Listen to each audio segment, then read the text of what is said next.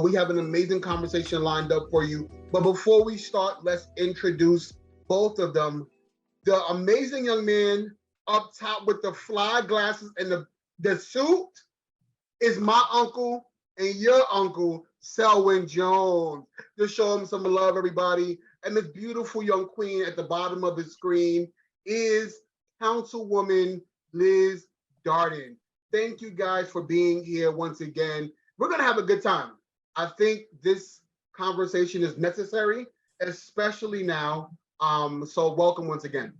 Courtney, world, I just want y'all to know that out of about 300 of these calls, this is the first time that I, Uncle Selwyn, had to direct Elizabeth Darden.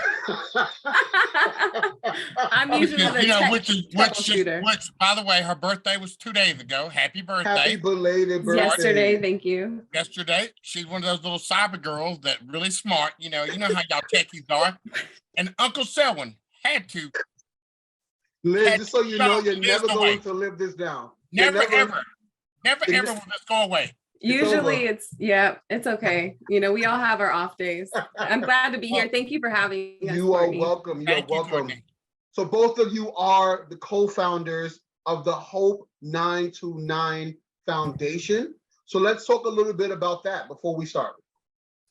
Yes, absolutely. Hope 929 was inspired to help historically marginalized groups overcome difficulties and give them support to build stronger communities. Yeah. It inspired us because we had this empowerment group a couple years ago when Uncle Selwyn and I started collaborating for other impacted family members. We saw a common underlying problem of the lack of tools and resources to overcome having to conduct their own investigation.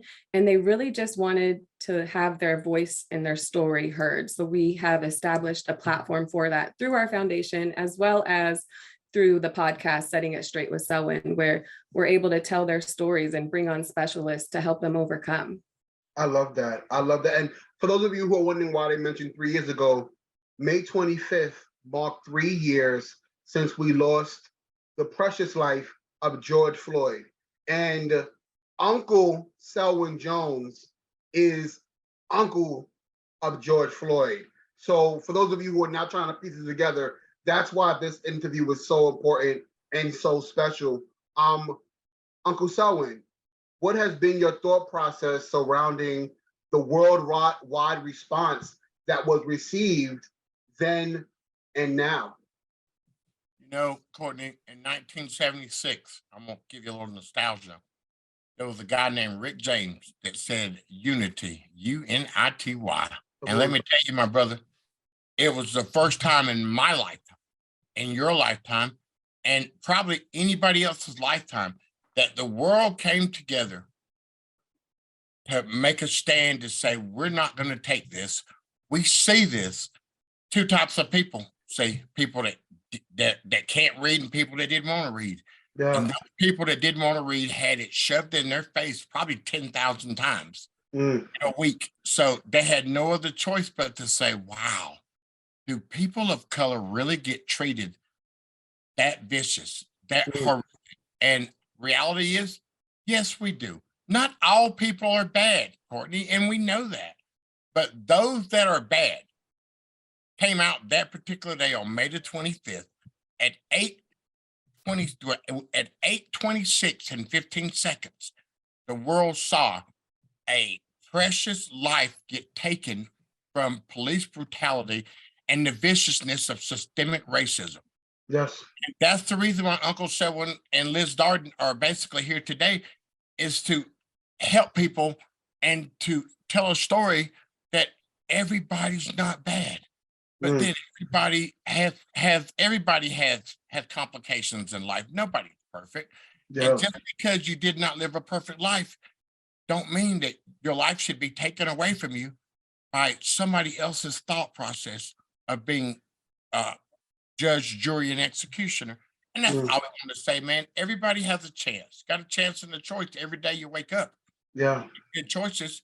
Hey, you have more chances. And the only thing we're trying to do with our foundation and our podcast is to give people another chance to revitalize their soul, to Yeah. get those things off of them that other people can't help them do.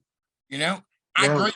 I agree, but I use grieving for power, for fuel, to keep going, to push through these horrific times, man. Because there's a lot of horrific times going on in this world, and we just want to make this world, our community, your community, a better place to raise babies. Because without the youth, communication, conversation, education, and motivation, where are we at, man? That's the reason we need people like you and Elizabeth that push this thing forward. Because, hey, man, I'm a little long in the tooth. I'm planting seeds. Y'all will be the one to cultivate them and see them grow. Yeah. So, Councilwoman Darden, you know, one of the things about the entire incident, right, is policies, right? Those are kind of stakes that make those changes. Because we can talk and protest until our face turns blue, Right. but if these things are not being put into place, aren't those same people then complicit in the same action as those men who were kneeling down on this young man's neck? You're just as complicit. You know what I mean? So for me, my question to you would be, what changes have you seen in Congress, and you know, in making those changes stick so that way it doesn't happen again? To be honest, it feels like over the past 3 years, we've actually stepped back some, but we have made some progress in helping to push the medical civil rights bill, which is a bill that will give everybody a right to request medical assistance while encountering police officers. It will be the police officer's duty to assist an individual in a crisis, as long as that is a safe area. And so we've been communicating to elected officials across the country to help push this bill for a physicians committee who established it in Massachusetts, and it was recently passed in Connecticut. And it's one thing to talk the talk, but it's another to actually walk it and implement solutions that will effectuate the positive social changes that we need to see in society. So it's important for not only to go out and march, but go talk to your legislators, tell them that you're open to reform, and really find out the ins and outs of what's going on in your community, and what can you do to start a domino effect of change, you know, because we have to counter some of the things that we're seeing still happening today with all the injustices. Yeah, no, that's true. Because just know this, George Floyd, Tyree Nichols, Eric Garner would all be going Christmas dinner with their families if this medical policing bill was in effect. Because you say, I'm hurt, my back, my head, my neck, they have to immediately subdue you and assist you with medical attention. That means that my big sister's baby boy would be here for him to pick on me still. So, you know, man, sitting on the sidelines and doing nothing and thinking it in your heart is basically sitting on your sidelines wishing for that shining star.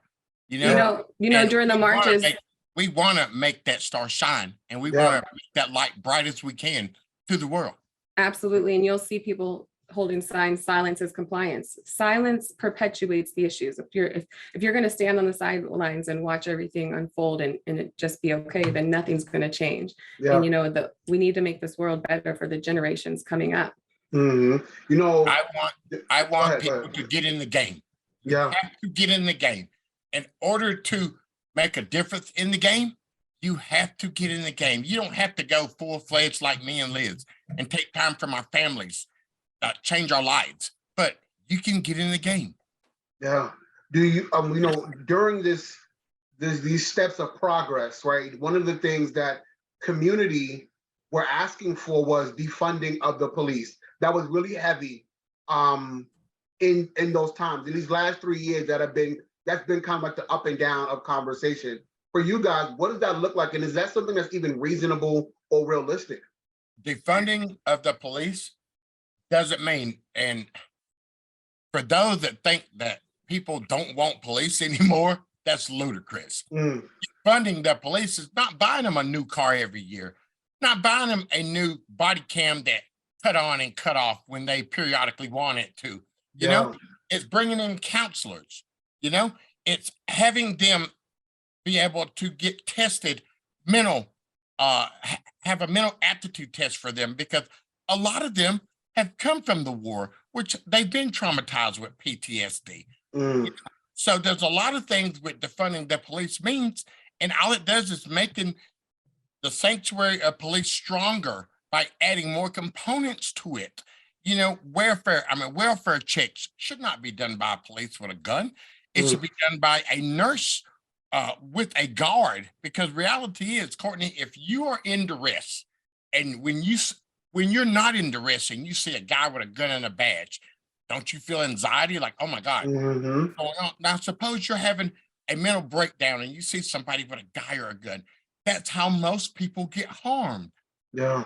So there's many different ways to defund the police. Yeah. And defund the police doesn't mean to abolish them. Defund the police is to make them stronger by having more components around them to Right. handle societal needs. Reform, police reform, more training, having a central database to be able to see what's going on in the different departments, because that's part of the issue that we see is, you know, it not being noted when a police officer does something wrong. It's you know, sometimes they just get a slap on the wrist and kind of brushed under the rug, and then, you know, George Floyd would still be here if Derek Chauvin was actually more punished for the things he had done. So 18 write-ups, y'all. 18 write-ups in 10 years. You know, think about that. They're probably on pursuit of paying over $100+ million from one officer's complications, from one officer's bad mistakes, from one officer's misuse of duty. So, you know, man, you know, some things aren't that hard. You know, writing's on the wall for most things, Courtney. You just have to be able to read it. And when a guy has tortured so many people's lives and made a difference in so many people's lives in a heroic in a horrific fashion, why not look at this? The buddy system no longer exists. Come on. Life, you know, and that was the buddy system of the blue that existed. And let me tell you, after Memphis is taken care of, I promise you, you will see less buddy systems in this world, because the buddy system is what got 11 or 12 people probably life sentences because of the buddy system. You know? Yeah. You know, and I think, you know, we're living in a time right now where us as people of color are only having these victories of people of police going to jail because it's videoed, right? Because someone can see it, versus it just being what it is because it is what it is, right? Without the video. A dead black person in police custody was, we know what we say. We know what they say. It was just a dead, you know, just another dead, you know what I'm saying? But guess what? But because of those videos, they're not just a dead, because my nephew my nephew was an uncle. He was a father. He was a nephew. You know, he was a brother. You know, and contrary to what most people believe, he was a man of God. You know, he loved the Lord. You know, and glory be to God that He gave us an opportunity to speak the words in which are going to make a change in this world, because His death, not because of how He lived, it's the torturous way that He left this earth. So true. That is so true. You know, both of you have been traveling across the world speaking to families who deal with police brutalities. What are you saying to these families who are still dealing with them?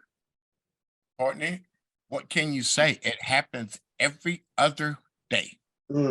Every week, every day, another life is taken because of a misuse of power.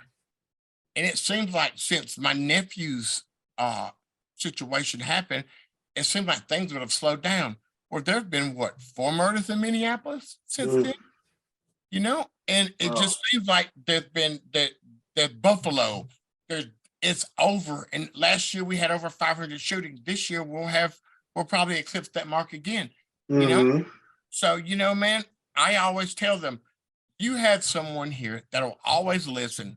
Courtney, we have contacted people, North Carolina, little boy, little girl they found in the woods. little bitty young man killed him, and they couldn't arrest him because of his age.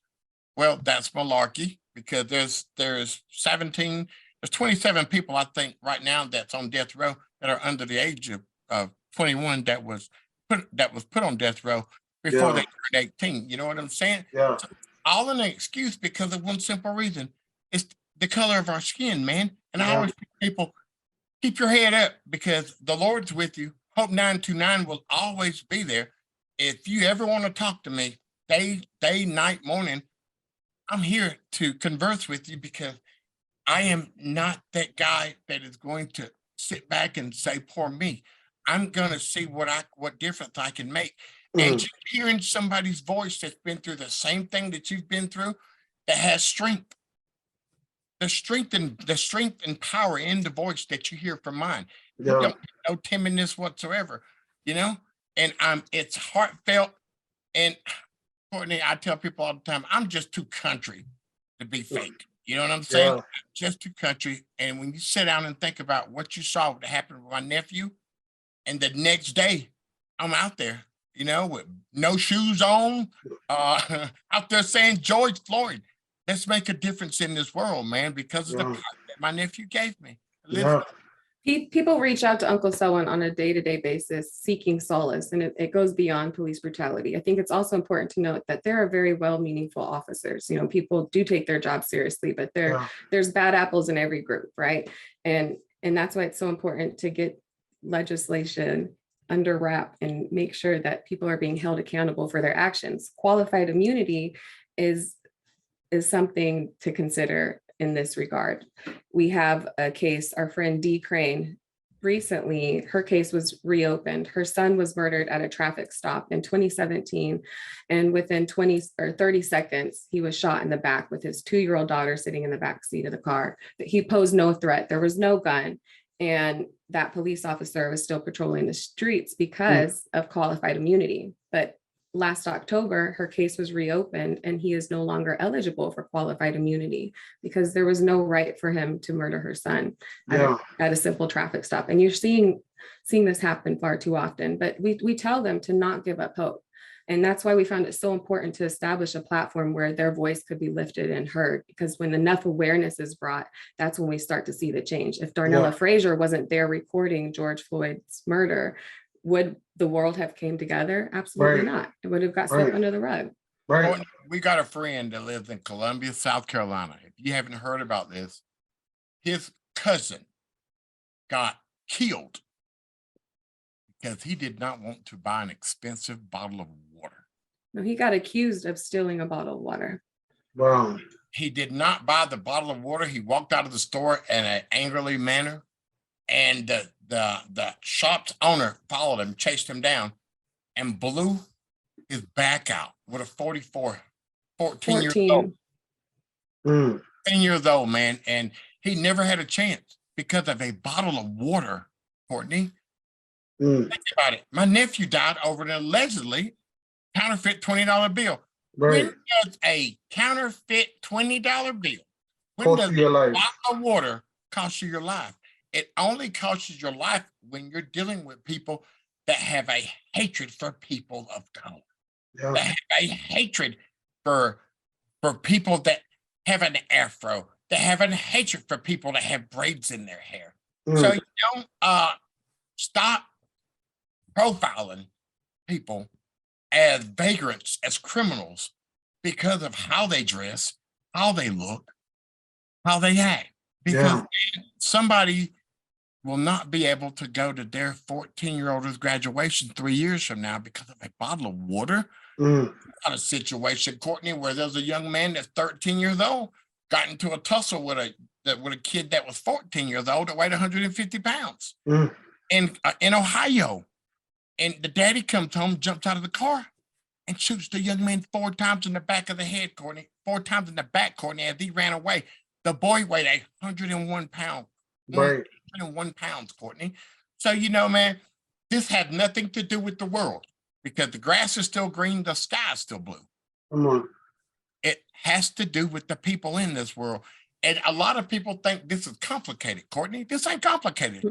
Do you know how you got a love for basketball? because you saw it on television and your daddy said, baby boy, come on, let's go outside, let's shoot some hoops. And the same way that we get a love for things is the same way that people get a hatred for things. Yeah. You have some adult sitting in the house and saying, because of their house, because of their car, because of their skin, because of their hair, you don't like them because you're better than them. And then that's when this manifests and grows to hatred and anger. So we have got to have better communication skills with our kids, with individuals to say, hey, man, listen, stop. I don't propose a threat to you. You know, I parked in a shopping center last week. I always tell this story. Pretty funny. And this happened throughout my life. Guaranteed just happened throughout your life. And I got a nice shiny vehicle. You know, brother, got to have the wheels. You know what I'm saying? Got to be bling and bling, you know. And I pull up beside this old granny and, you know, and she's driving probably a Gremlin. You know what a Gremlin is, or a Chevette? You know, and I pull up beside her, you know, and my wife is with me, and my wife looks at me and she reaches across. She didn't even have electric door locks. She reaches across and she locked the door. And my wife said, my middle name is Miles. My wife calls me Miles. She said, Miles, leave her alone. I was like, I'm not going to do it. I'm not going to do it. And I sat there and she gets out of the car and I get out of the car. I was like, ma'am, hopefully I didn't park too close to your car so I would scratch it or anything. I didn't mean that. And you should have seen her. She clenched the purse. Now she's driving a Chevette and I'm driving a brand new Navigator, you know? And I just wanted to get that out because you should have seen it doesn't matter what they are, what social standing they have. They could be the poorest people in the whole county. And when they pull up beside people that are our color, they look at us like we're beneath them. Yeah. And that's wrong. That is just wrong, you know? Yeah. And I think, you know, you were saying something a minute ago that is so true, right? These are things you learn. Yeah. Right. This is nothing. You're not just born this way. You didn't wake up or come out the womb and say, you know what?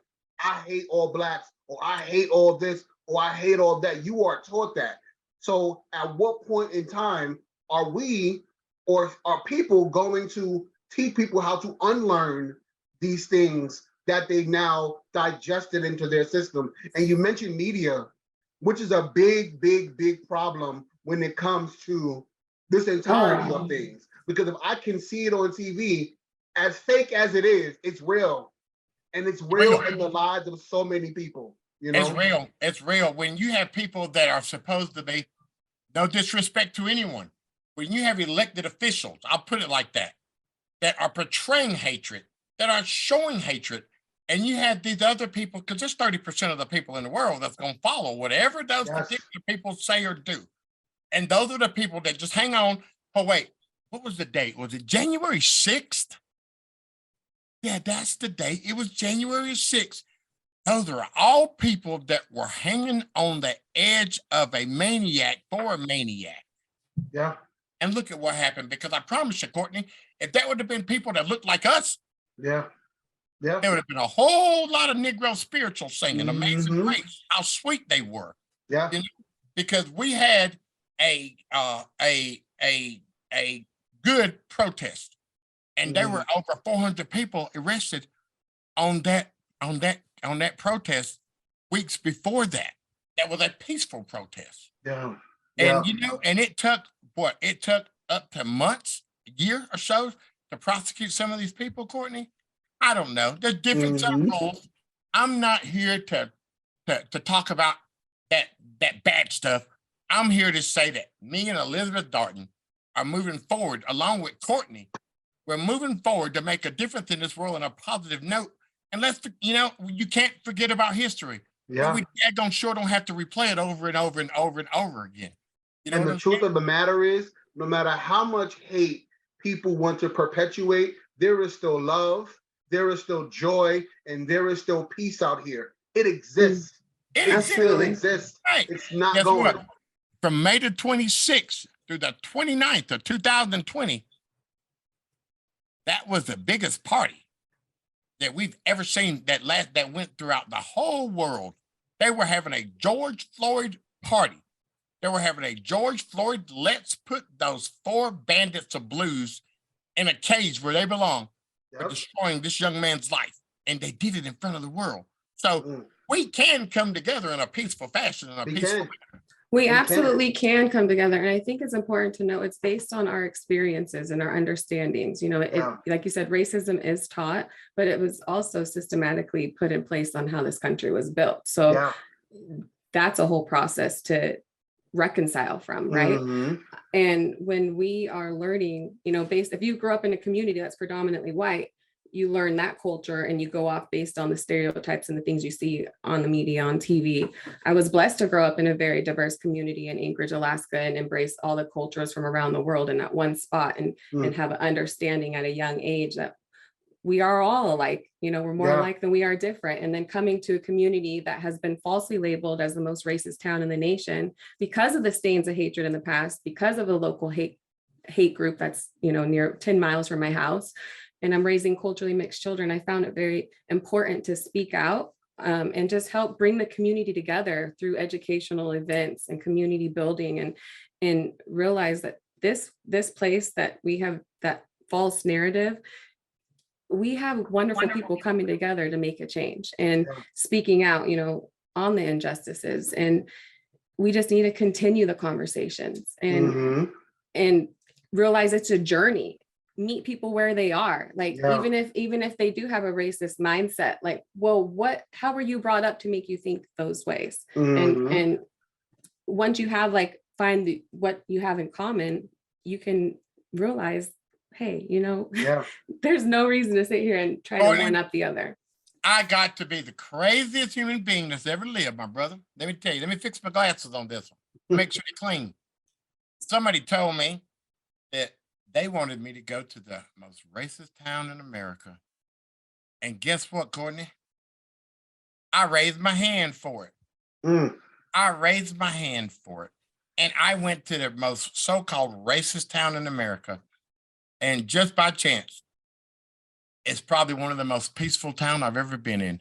That's where I met Elizabeth Darden at. So the racist town in the world probably gave me my best friend that I've ever had, and probably gave me one of the finest soldiers that you'll ever meet in this have. And, you know, so it don't matter. Anybody, you can't judge the book by the cover. You open that book. I had to go to this so-called racist town in America and see what they were talking about. And the billboards, racism is Caucasian people genocide. It never scared me because the thoughts of a few does not make the thoughts of many. Come on. And the thoughts of most people, we live in a beautiful place.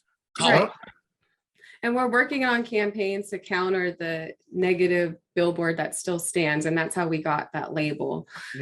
Because of the people don't want to pass through the town because there's a billboard that's representing white pride, and it's ridiculous. But we have a lot of positive to counter. And I think it's just important to use even this town as an example, like go see for yourself. And just like these family members, these impacted family members, their names get dragged through the dirt after they have to grieve the loss of their loved one, which is already enough to take on. But then, you know, you'll hear comments, oh, it's just another mother looking for a paycheck. Like, it's awful to have to go through and you don't have the tools and you haven't seen justice for your kid, and then just to be slammed through the dirt. It's just that's what gets the bad end. And to still have to find some level of peace, right? To get through all of the hard times. Like one thing you just said just now, Liz, that doesn't go away, right? It doesn't go away. Dealing with grieving that loss doesn't go away. Having to hear your name over and over and over again in whatever article or whatever paper doesn't go away. And you still have to remind yourself that love exists, that peace exists, that there are people within the community who will still rally for you, not against you. You know what I mean? So we bring to my next question. So how do we continue to advocate for social justice within our communities? Communication. Oh, wait. Time out, Courtney. Time out, Courtney. I do this from time to time. Elizabeth, let me hear it.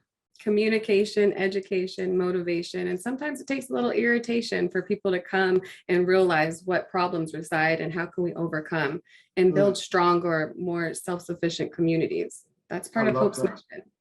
You know, we're in the process of creating transitional living for people of all historically marginalized groups, Mhm. whether they're transitioning out of incarceration or homelessness, or in need of a hand up. It's not about giving handouts. We can give out handouts all day long. Right. That don't make a difference. That doesn't make any difference, but we need people to feel that they belong and create more intellectual assets within the communities to make a change, because tomorrow's not promised, y'all. We only have a certain amount of time. We're limited here.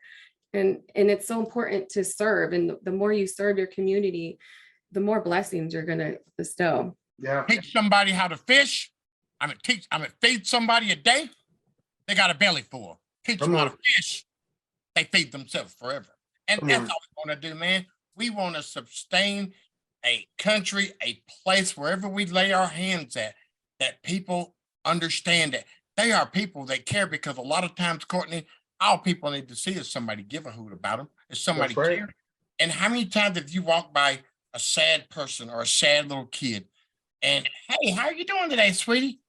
And their eyes brighten up. They notice somebody just asked them, how was their day? It's all it takes, man. Just sometimes, how was your day? How are you doing? Can I buy you a pop? Can I do something to see a smile on your face? Because reality is, Courtney, people in this world, empathy, respect, love, caring, it seemed like it went somewhere over the last 25 or 30 years. Yeah. It's what I think, with enough fight, with enough work, with enough soldiers. I don't have to be a general. I'm not a general. All I am is just another warrior, man, that was given an opportunity by my nephew's death to be able to stand on the front lines, because I'll say what I need to say, how I need to say, because we have got to make a difference for Courtney's babies, Liz's babies. And unfortunately, Uncle Selwyn long in the tooth, Uncle Selwyn got babies, what I'm saying, 7 or 8, 9 years old, So we have to make a difference for my younger babies, because my older babies are your age. So let's just keep fighting and make this place what it's supposed to be. This is supposed to be a beautiful place, because we only get to do this one time, and you don't get a redo on this. That's right. You don't get a redo on this. So let's make this a better place. That's right. Let's make it a better place to leave. Let's talk about May 25th. I know that you are trying to make that day George Floyd Day, to memorialize him. How is that coming about, and what are we trying to do? What will that mean? The mission behind that mean when it comes to completion? Ms. Darden? We've been in talks with elected officials around the country to establish this as an official May 25th, Forever George Floyd Day, as an honorary day to remember the day that we all came together to speak out on the injustices, to say this was enough and we don't want any more. We don't want to see this anymore. And just honor that this individual was basically a martyr. And it's just a significant day, to just like Juneteenth coming up, you know, that was a significant day, and these conversations need to continue. Yeah, they don't stop. They don't stop just because time passes. If anything, they should be enhanced. 24/7, 365. I think that was the name of a song. I don't want to sing, but 325, 365, 24/7 is where we're at all day, every day, my man. All I want to do with the George Floyd Memorial Day is I want people on the 25th of May at 8:26 and 15 seconds, remember that there was a big dude that went from laughing, dancing in the store to begging, crying, and dying for us to be able to make a difference and to speak the words that we're able to speak now, because it's a daggone shame, Courtney, for one race of people to be able to know that the judicial system and society was built around what they think and how they react. Because it's a daggone shame that somebody can come in your face, Courtney, and say whatever they want to you, and knowing because of the color of their skin, there's not going to be ramifications from it. You know, because buddy, speaking of the racist town in the world, I might happen to come from one of the most racist towns in the world. We had a Confederate flag on our police uniform and on our municipal building and on the cruiser. And when it got relieved from its duty in our town, I was the worst black person that's ever lived, but I've been coming here for 23, 24 years, Courtney. Yeah. And I went from laughing and joking to, oh my God, I can't even go into a store. I can't even pump gas. I can't even get gas from certain gas stations. That's okay, man. Because you know what? The dog, it ain't the size of the dog. It's the fighting the dog, buddy. And guess what? I am one of them bull massives. I am a bull massive. I can't stop. I won't stop because I got to go until I can't go no more. Life ain't promised to you tomorrow, buddy. So I'm not going to leave nothing in the tank. I'm going to use all I can to make sure I can make a difference for you, yours, mine, theirs, his, hers. Don't matter. Black lives matter. Yes, they do. Because that just happens to be the color of skin that I am. But guess what? White lives matter. Hispanic lives matter. Asian lives matter because everybody came here for just a wee bit of time. Yeah. Why not? Let's make it the best that we can, man. You know, and I thank you both for being here just to remind us that no matter what it looks like, our job is to fight. It's a and fight. not just for ourselves, but like Uncle Selwyn says, for our kids' kids, for their kids' kids, so that way freedom looks joyous. Freedom will happen. Like peace.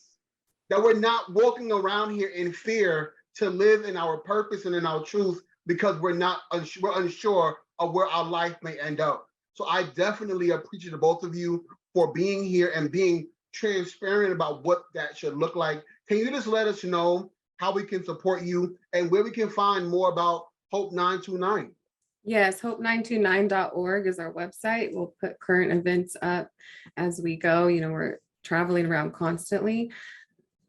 Check out the podcast, Setting It Straight with Selwyn. You will hear some very impactful stories and individuals. A couple of weeks ago, we spoke to Nelson Mandela's grandson, and that's going to be coming out soon. So stay tuned with positive conversations and join us on Setting It Straight with Selwyn. Hey, Facebook, Instagram, Setting It Straight with Selwyn. You can find your boy wherever you look because I ain't going nowhere. Hope929.org. We gonna party like it's 2099. I love it. It's important to bring light to serious situations, you know, and that's what, you know, there's a comedian inside of him as well. Yeah. And I love it. I love it. There's a comedian brother, but you know what?